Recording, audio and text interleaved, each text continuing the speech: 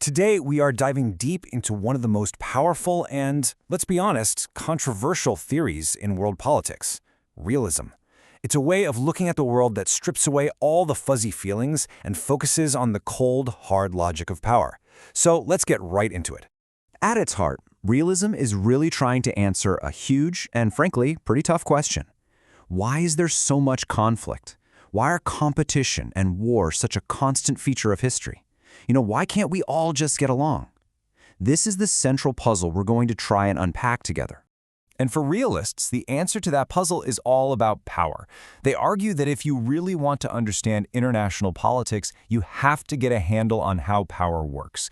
Who has it, who wants it, and what are they willing to do to get it, and more importantly, to keep it. Okay, so here's the official definition we'll be working with. Realism is basically built on two giant assumptions. First, that at our core, we're all pretty self-interested. You can call it egoism. And second, that on the world stage, there's no one in charge. There's no global 911 to call when things go wrong. And that condition, what they call anarchy, when you mix it with our selfishness, well, it creates a world where power and security suddenly become the most important things. Period. So the first wave of realist thinkers, we call them classical realists, they looked for the source of all this conflict, and they decided it was right inside of us. It's just baked into human nature. You've probably heard this one. The ends justifies the means.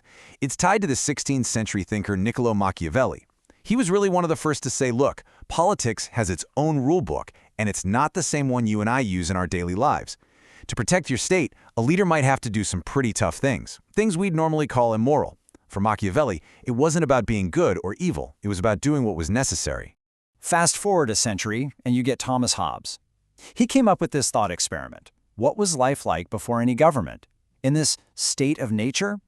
His conclusion was terrifying: a constant war of all against all. He figured that since we're all kind of equal in our ability to hurt each other, and we're all competing for the same stuff, our fear and our drive to survive would lead to endless, brutal conflict. This idea is absolutely foundational for realism. International politics, like all politics, is a power struggle. You can't get much more blunt than that. That comes from Hans Morgenthau, a total giant of 20th century realism. For him, this wasn't just part of the story, it was the whole story. The drive for power is like an iron law of politics. Everything, diplomacy, trade, war, it's all about power. So let's just sum up the classical realist view. They believe politics works according to these unchanging laws that come from our own flawed nature. A country's number one goal is its national interest, and that interest is always defined by power. This means you can't really apply universal morals to what states do. The best thing a leader can be is prudent, to be cautious, and always think about the consequences. This really boils it all down to a simple formula. You take our flawed, selfish human nature, that's the egoism, and you put us in a world with no higher authority, that's anarchy. For these thinkers, the result is always going to be the same: power politics, a constant struggle for dominance. That's the whole game. But, wait a second. There's a huge problem here, isn't there? If human nature is the constant flawed thing they say it is, why isn't the world always in a state of total war? How do you explain all the times countries actually cooperate, or the long stretches of peace we sometimes see? This question right here, it led to a massive shift in realist thinking. And this brings us to a whole new school of thought: structural realism, or as it's often called, neo-realism. These thinkers came along and said, you know what? Maybe the problem isn't us. Maybe it's not our inner demons. Maybe the problem is the system we're all living in. Okay, this slide right here is the key. This is the big aha moment. Classical realism says the reason for conflict is internal. It's our human nature. But structural realism flips that on its head and says the cause is external. It's the anarchic system itself. So the focus shifts away from, say, the personality of a president and toward the physics of the international system. It's a game changer. The main guy behind this idea is Kenneth Waltz. His big argument was that it doesn't really matter if a country is led by a saint or a sinner. In a system where there's no world government, where you can never be 100% sure what your neighbor is up to, you are forced to look out for number one. It's not about being greedy or aggressive. It's about simple, rational survival in a world that can be pretty dangerous. So Waltz broke down the structure of the system into three parts. First, the ordering principle. It's anarchy. nobody's in charge. Second, because of that, all states are basically the same in one crucial way. They all have to take care of their own security. And third, the only thing that really makes them different is the distribution of capabilities. Basically, how much power everyone has. Is all the power in one country's hands, split between two, or spread out among many?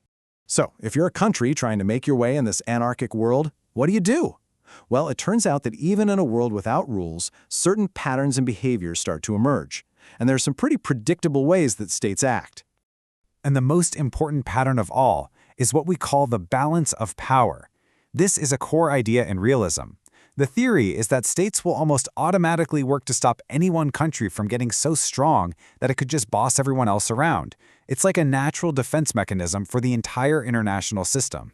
So how do they do this balancing act? Well, there are two main moves in the playbook. The first is internal balancing.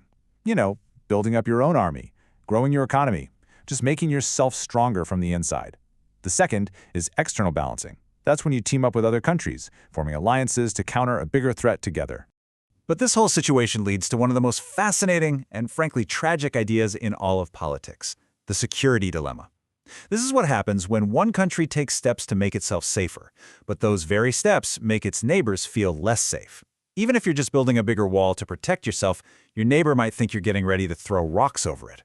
And you can see how the cycle just spirals out of control. So State A feels a little nervous, so it builds up its defenses. But State B sees this, gets spooked, and starts building up its own military.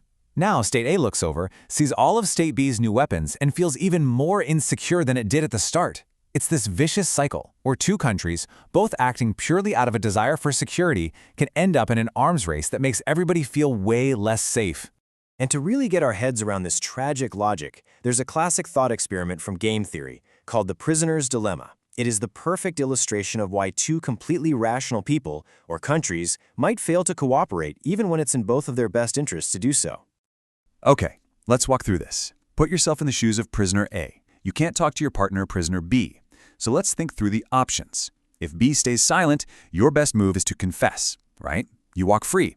But what if B confesses? Well, your best move is still to confess, because then you get 5 years instead of 10. So no matter what the other guy does, your most rational choice is to confess. The problem? He's in the other room thinking the exact same thing. So you both confessed and you both get 5 years, when you could have both stayed silent and only gotten 1. That's the security dilemma in a nutshell. The fear of getting the worst possible outcome pushes both sides to make a choice that guarantees a bad outcome for everyone. So after all that, what's the verdict? Is this pretty dark and cynical view of the world still relevant today? I mean, in a world of globalization, international law, and global institutions, does realism still hold up? At the end of the day, here's the most important thing to remember. Realism isn't trying to be a moral compass. It's not telling us how the world ought to be. Instead, it offers us a powerful, if maybe pessimistic, set of glasses for seeing the world as it often is. It forces us to pay attention to the deep, powerful forces of anarchy and power that are always there, shaping the world we live in. And that leaves us with one final, huge question to chew on. Is realism describing some timeless, unchanging truth about how the world works? Or is it a self-fulfilling prophecy? If leaders always assume the worst and act purely based on power, do they end up creating the very distrustful, conflict-filled world that realism predicts? It's a really good question to think about. Thanks for joining me.